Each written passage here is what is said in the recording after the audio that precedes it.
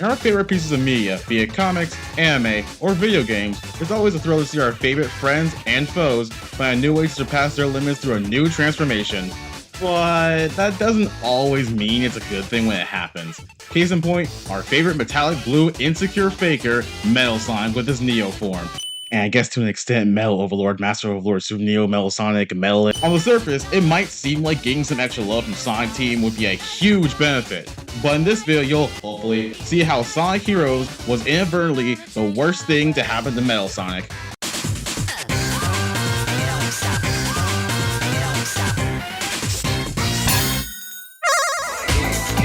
Assuming most people watching this are at least very casual Sonic fans, I don't think I need to go too in-depth about who Metal Sonic is as a character.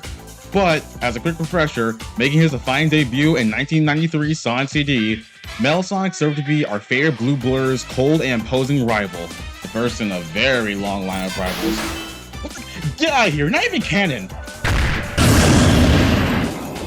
Do you even care?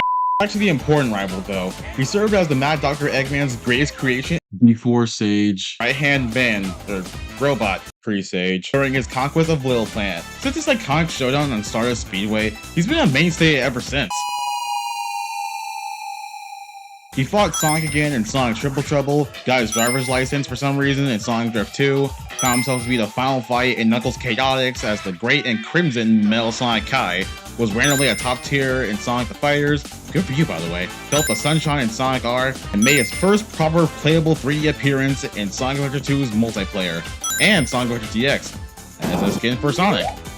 Well, even better if he was an actual character, but good for you, buddy. Sure, most of those were just spin-off roster slots, but hey, we gotta start somewhere. He's sure to have many impactful appearances in the future, I'm sure of it. So then that leads us right into Sonic Heroes. Yeah, Sonic Heroes. Okay, I'm gonna be 100% blunt here. I hate this game immensely, but I still gotta talk about Metal Sonic's role in this game. And I promise I won't let my negative bias about this game affect this video much.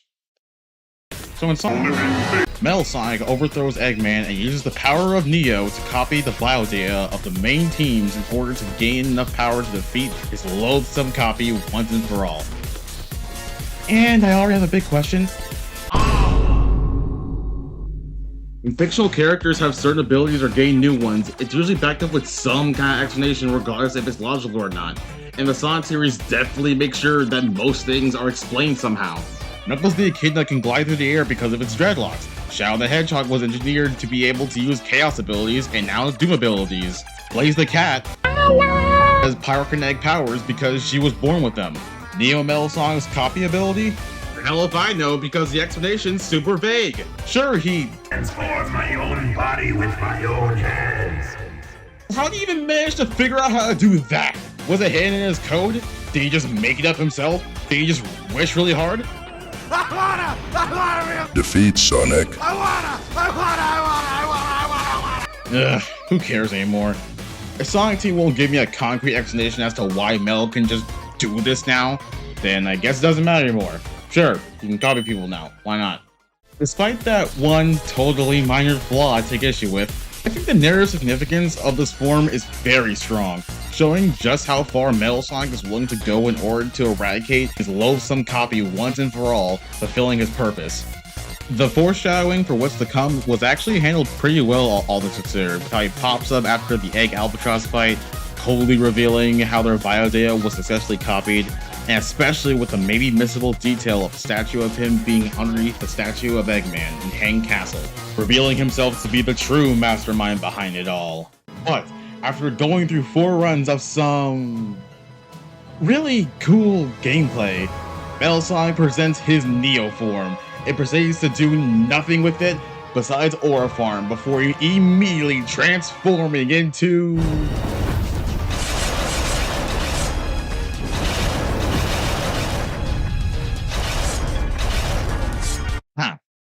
Well then, in the meantime, as a YouTuber, I'm legally obligated to ask you to subscribe to the channel if you're enjoying the video so far. Your attention span lasted this long, so I'm sure you're enjoying yourself. Anyways, back to it. Metal Madness! After 5 minutes, Metal Overlord! which is just the prior form but with wings, so what's even the point of making Metal Man a separate form? Metal takes to the skies, Sonic goes super with the power of the Chaos Emeralds while sharing his super aura with Tails and Knuckles instead of making them go super themselves, which is the dumbest shit ever, but that's not important. Before proceeding the throwdown while one of the most hyped final songs in any Sonic game blares in the background.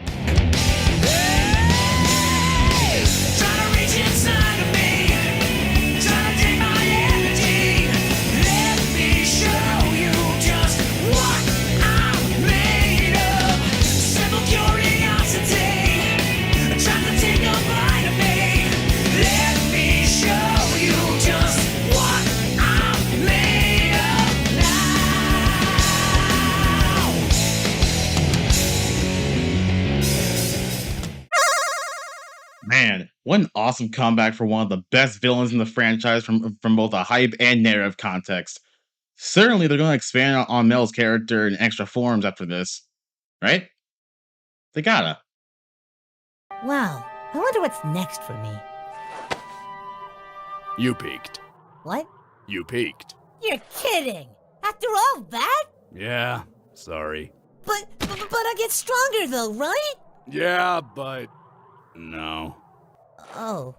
So, want to see how many game appearances Neo Metal Sonic has had since Heroes? That are canon? Alright, here we go. Well, I guess it's about time we get into Metal Sonic after.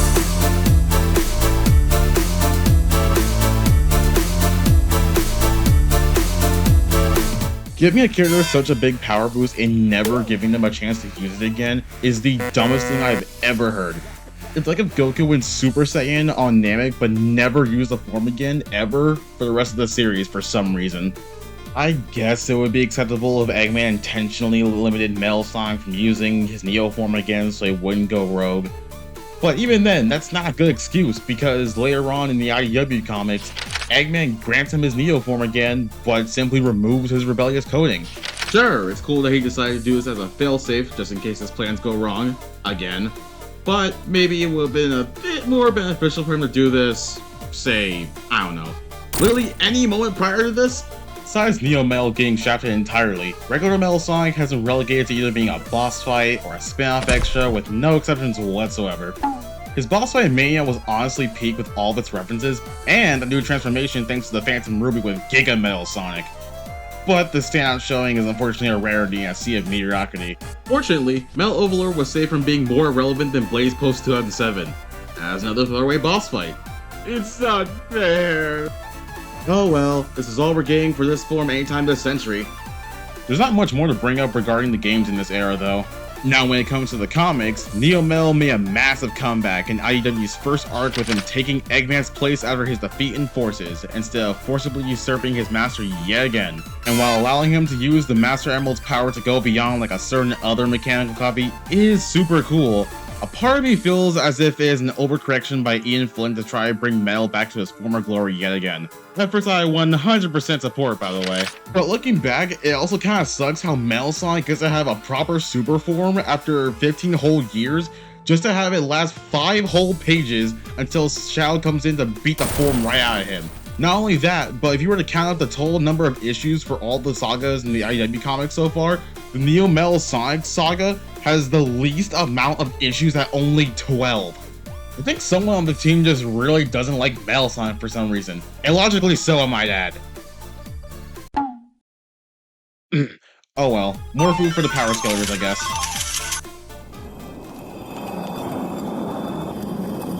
Hey, no, don't act like you contribute to anything. You got your ass beat by base form characters.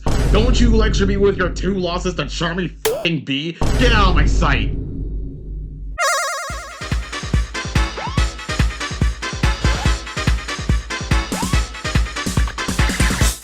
You see this? This right here? This is why I feel that Metal Sonic's Neo transformation led to his downfall in the end. Because Sonic Team failed to continue what Heroes started, every single subsequent appearance feels so underwhelming. It's really telling when non-canon fanworks like Death Battle, of all things, give this character more love and attention than his parent company can. And they're so good at it. And honestly, I don't even think having him repeat his master plan in Heroes is even necessary. Just use the Neo form more often. Have him be more involved with Eggman's big schemes in more interesting ways. Or maybe even have him go Neo as a second phase during a boss fight or two.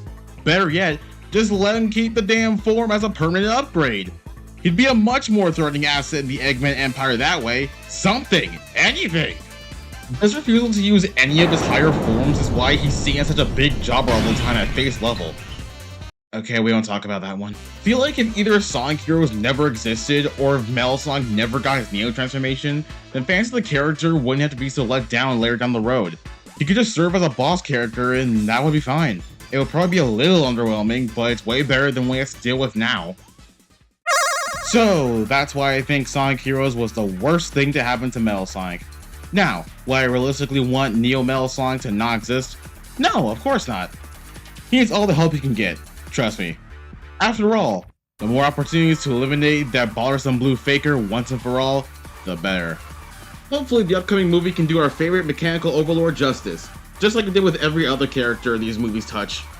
But as it stands, Sonic Team gave Metal Sonic a much deserved upgrade, but it ultimately made him a weaker character overall. Strange.